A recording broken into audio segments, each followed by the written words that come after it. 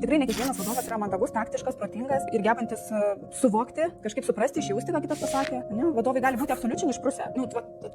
Ir mokslinė prasme, ir emocinė prasme gali būti neišprusę. Ir jie gali pasakyti tau beleką, jie gali juoktis, nes jie gali šaipytis ir taip toliau. Jie gali tave privesti iki ašarų ir belekaip. Tai viskas priklauso nuo to, kokie žmonės yra, kurie sąveikauja tarpusavyje. Ir tai, kad ten vadovas kažkoks, tai nereiškia, kad jis kažkoks tai labai išmanantis kažką. Jis gali išvis neišmanyti nieko. Nu, jis vadovas, tai, bet šiaip tai nieko nėra. Tai irgi nereikia galvoti, kad jeigu jau aš esu pavaldinys, tai mano vadovas viską žino, supranta. Ir vienintelis dalykas, ką reikia šitoj vietoj pamatyti iš savęs, tai yra priimti reikalingus sprendimus. Kad, tokia suvokti, ne, kad aš turbūt ne ten esu. Viena man netinka darbo tas pobūdis, ar kaip jisai atliekamas, kodėl aš ten pavargstu, man krūvis netinka, ne? Aš matau, kad man netinka. Aš pasakau tai vadovui, ar ne, ar nespėjau ir kažkaip. Ir vadovas visai neadekvačiai, jisai manęs neišklauso, jisai gal ir negali kitaip, gal jam nusispjauti yra, jisai juokiasi ir jam iš vis gal atrodo, čia taip lengva dirbti yra, o jinai pavargsta pačią. Pradeda iš to juoktis, ne, tyčiotis tiesiog. Tai čia šitoj vietoj žmogui tai reikia aiškiai suvokti, kad gal jam jau laikas keisti tą darbovietę ir išeiti iš tos vietos, kurioje iš jo šaipomas.